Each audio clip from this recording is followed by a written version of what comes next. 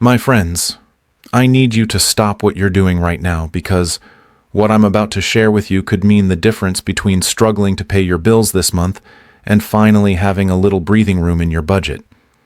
If you're receiving Social Security retirement benefits, SSI, SSDI, or VA payments, the news coming out of the Social Security Administration this January 2026 is something you absolutely need to understand. And I mean really understand, because there's money on the table that many seniors are missing out on simply because they don't know it exists. I've been getting calls from folks just like you, people who've worked their entire lives, paid into the system for 30, 40, even 50 years, and they're telling me they're confused about what they're actually entitled to receive.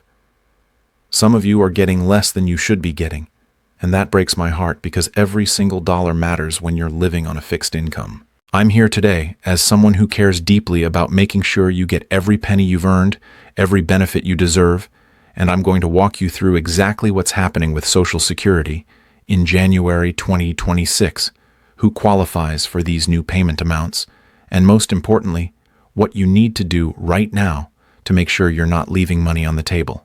So grab a cup of coffee, settle in, and let me explain this to you the way I'd explain it to my own mother. Because that's exactly how I see each and every one of you watching this video today.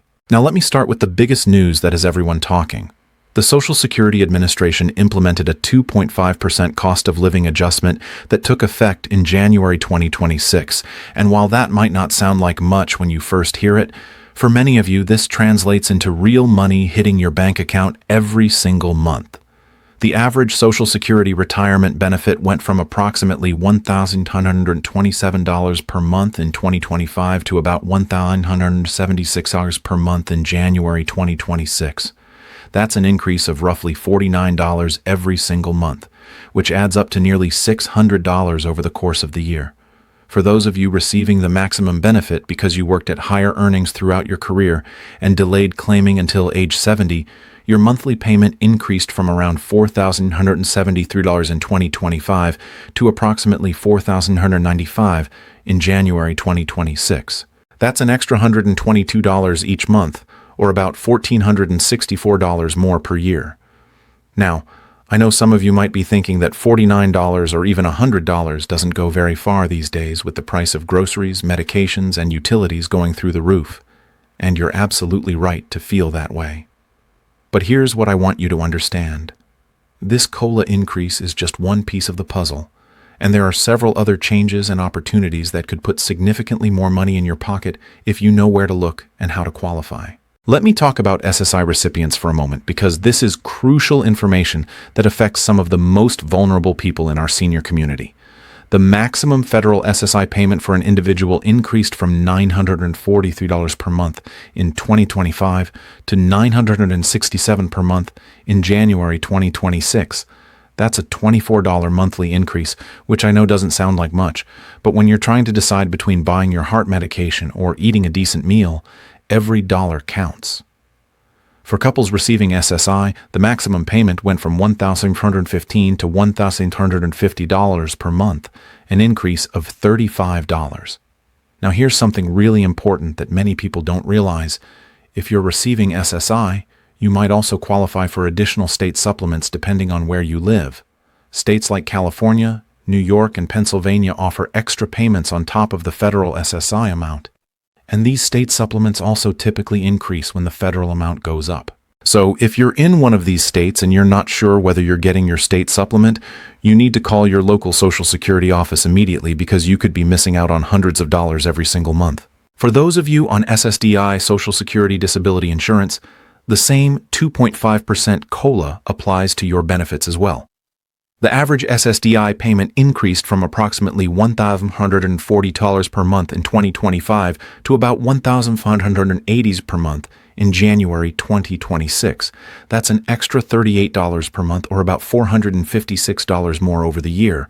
Now, if you're on SSDI and you're approaching your full retirement age, which is 67 for most people watching this video, your SSDI benefits will automatically convert to retirement benefits at that age. But here's the good news. The amount stays exactly the same. You don't lose anything in that conversion. But what many people don't know is that if you have a spouse or dependent children, they might also be eligible for benefits based on your work record.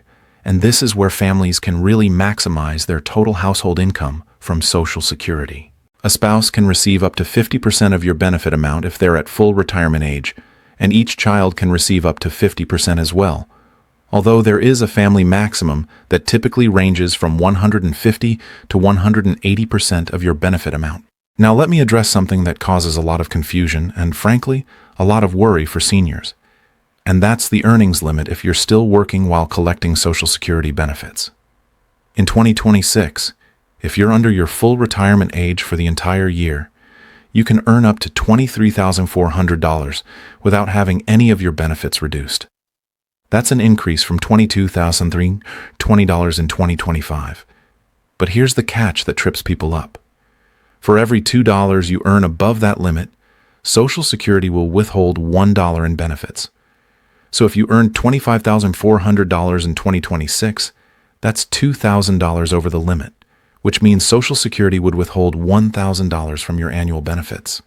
However, and this is really important, if you reach your full retirement age in 2026, the limit is much higher. In the months before you reach full retirement age, you can earn up to $62,160 in 2026 without penalty, and above that amount, Social Security withholds $1 for every $3 you earn over the limit.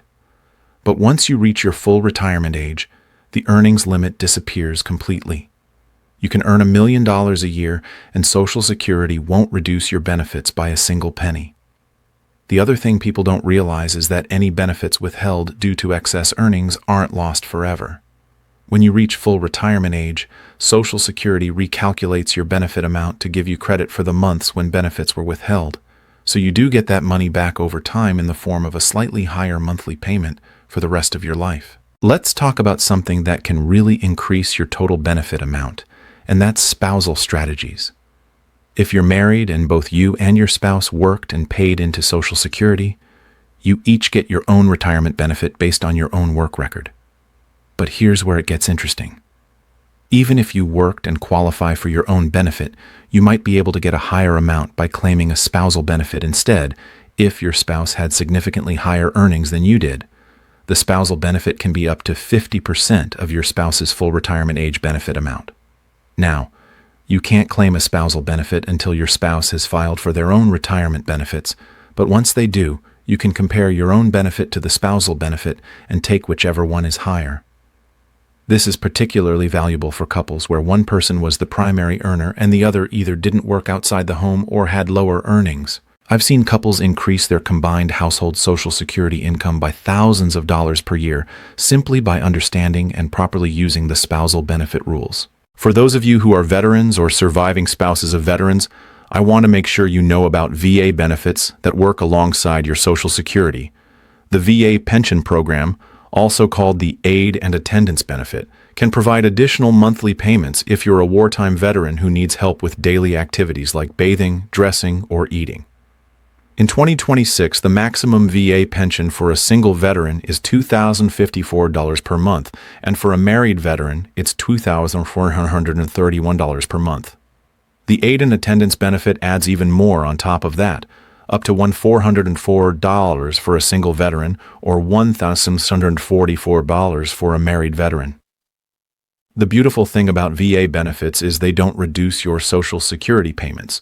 You can receive both at the same time, which means some veterans are getting over $4,000 per month when you combine Social Security retirement or SSDI with VA pension and Aid and Attendance benefits.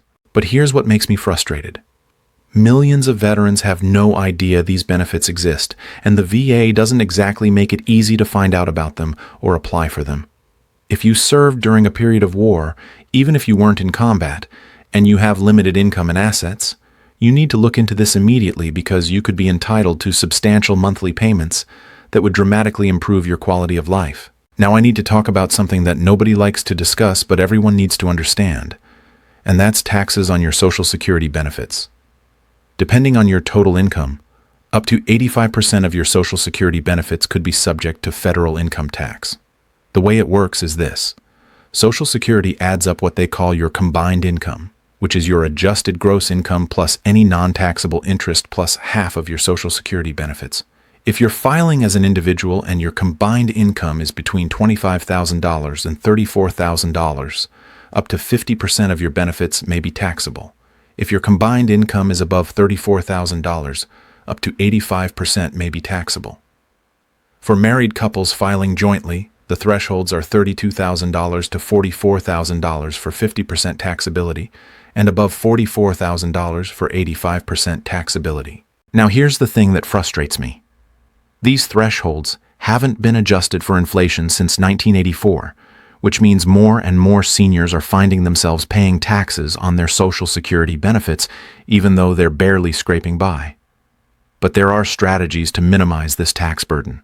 If you have income from retirement accounts like a traditional IRA or 401k, you might consider doing Roth conversions in years when your income is lower, because Roth IRA distributions don't count toward your combined income for Social Security tax purposes.